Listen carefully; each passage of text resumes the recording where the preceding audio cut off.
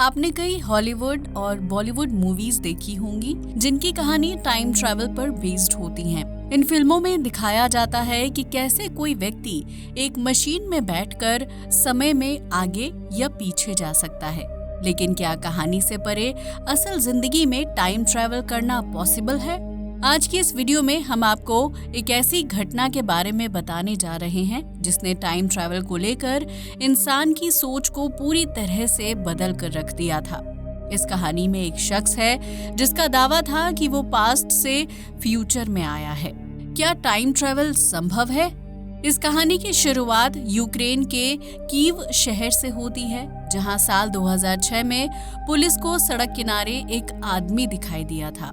उस आदमी ने पुराने जमाने के कपड़े पहने हुए थे और उसके गले में एक कैमरा लटक रहा था, जबकि वो आदमी सड़क पर चल रहे लोगों, गाड़ियों और बिल्डिंग्स को बहुत ही हैरानी भरी नजरों से देख रहा था।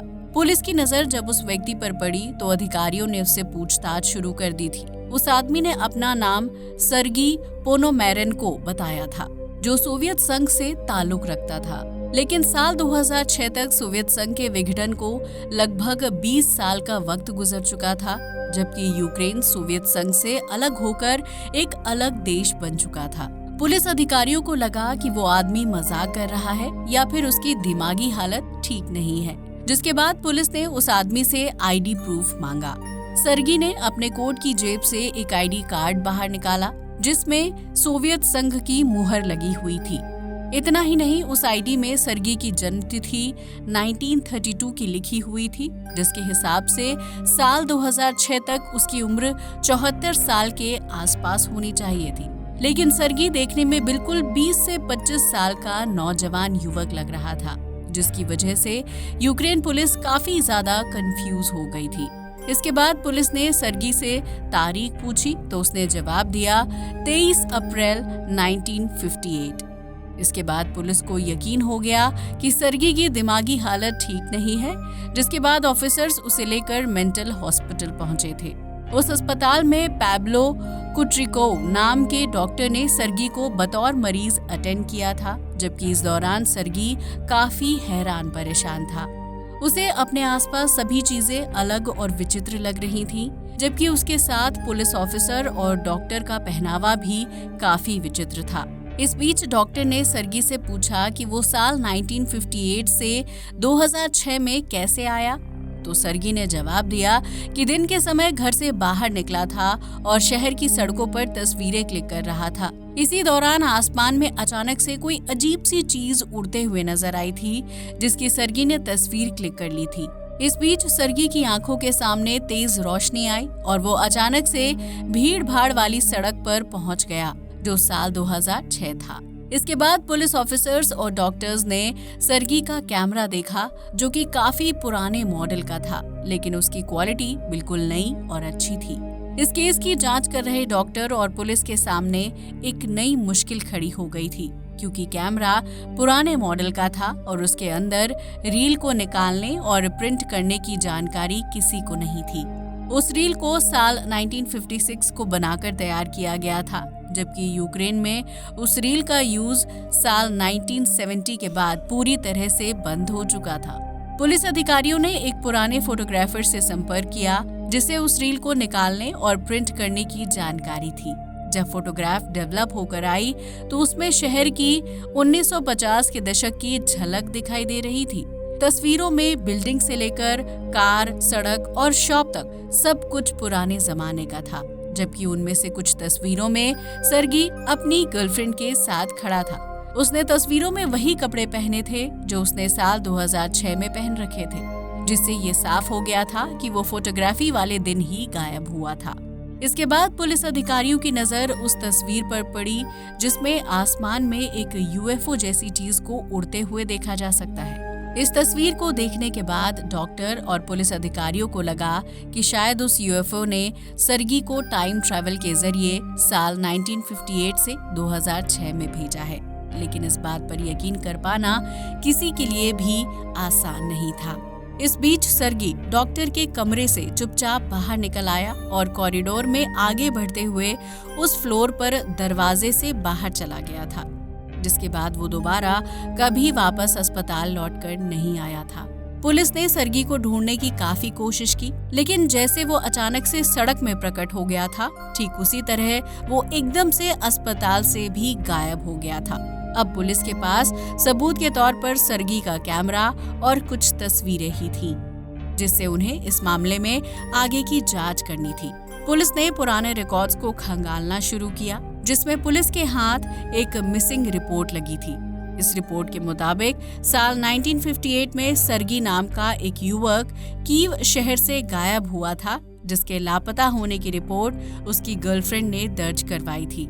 इसके बाद पुलिस ने सर्गी की गर्लफ्रेंड की तलाश शुरू कर दी, जो साल 2006 तक 70 साल की बुजुर्ग महिला में बदल चुकी थी। उस महिला ने बताया कि साल 1958 में उनका बॉयफ्रेंड सर्गी अचानक से गायब हो गया था, जिसके बाद उन्होंने पुलिस में रिपोर्ट लिखवाई थी। लेकिन गायब होने के कुछ दिनों बाद सर्गी अपने आप वापस आ गया था, जबकि इस दौरान वो कहाँ था और उसने क्या किया था, इस बारे में सर्गी ने किसी को कुछ नहीं बताया था। इस बात से पुलिस ने ये समझा कि सर्गी उतने ही समय के लिए गायब हुआ था, जितने समय के लिए वो साल 2006 में उनके पास रुका था। इसके बाद जब पुलिस ने ये पूछा कि अब सर्गी कहाँ है, तो महिला ने जवाब दिया कि मुझे इसकी कोई जानकारी नहीं है। उस महिला ने बताया कि साल 1958 में गायब होने के बाद सर्गी 2 साल तक शहर में रहा था, लेकिन फिर साल 1960 में वो फिर से अचानक गायब हो गया था और उसके बाद कभी वापस नहीं लौटा। हालांकि उस महिला ने पुलिस को सर्गी की एक तस्वीर और नोट दिखाया, जिसे देखकर हर कोई हैरान रह गया था। उस महिला का कहना था कि सर्गी के गायब होने के कुछ सालों बाद उनके घर पर एक पार्सल आया था, जिसमें सर्गी की ये तस्वीर थी। उस तस्वीर में सर्गी शहर में मौजूद नदी के किनारे खड़ा है और उसके पीछे ऊंची ऊंची इमारतें हैं, जबकि वो उम्र में काफी बड़ा और वयस्क दिखाई दे रहा है। इस तस्वीर के साथ एक नोट भी था, जिसमें साल 2050 लिखा हुआ था और उस नोट में सर्गी ने जल्द वापस लौटने की बात लिखी थी। लेकिन इसके बाद उसके साथ क्या हुआ और वो वापस लौटकर क्यों नहीं आया, ये कुछ ऐसे सवाल थे जिनके जवाब सर्गी की गर्लफ्रेंड को कभी नहीं मिल पाए।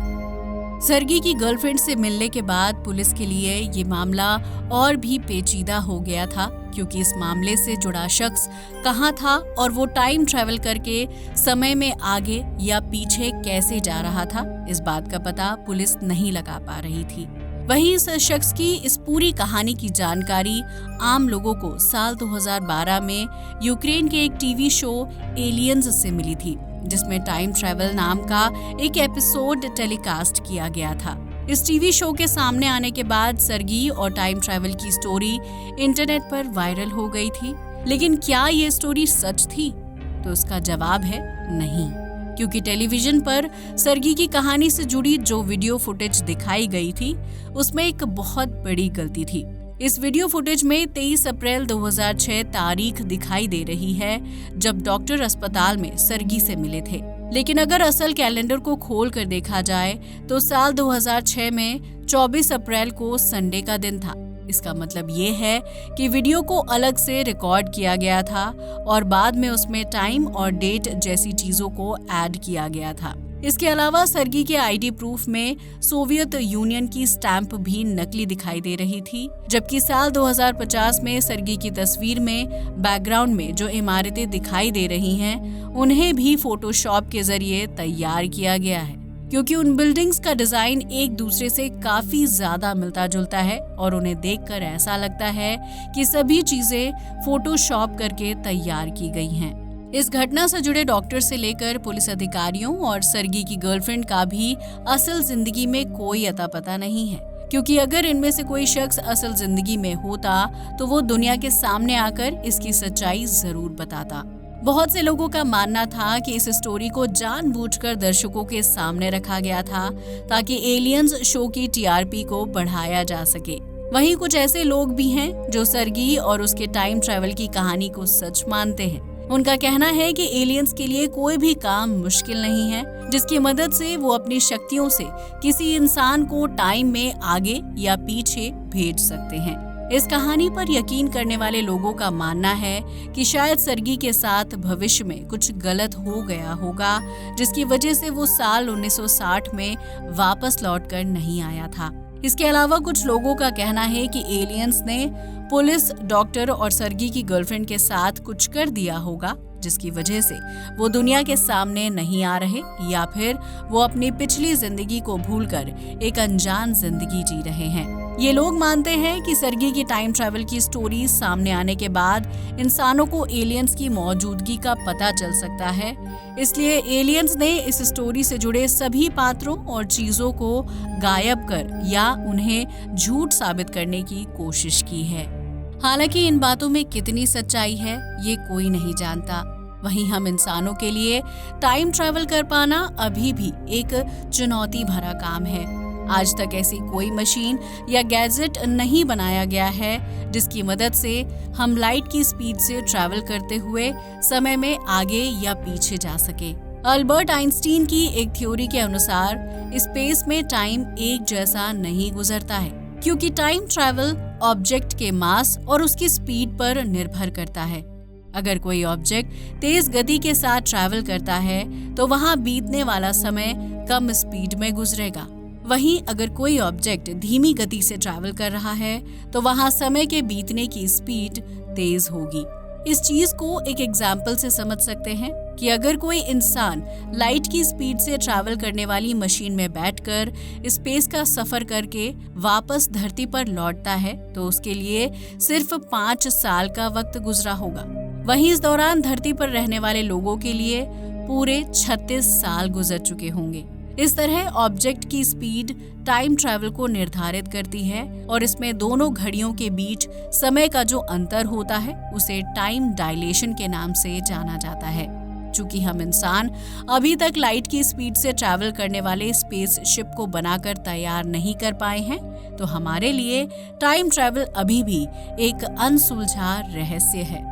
दोस्तों, आपको क्या लगता है, सर्गी की कहानी सच में टाइम ट्रैवल थी या फिर मनगढ़ंत? अपना जवाब कमेंट सेक्शन में जरूर शेयर करें। आज के लिए बस इतना ही। जय हिंद दोस्तों।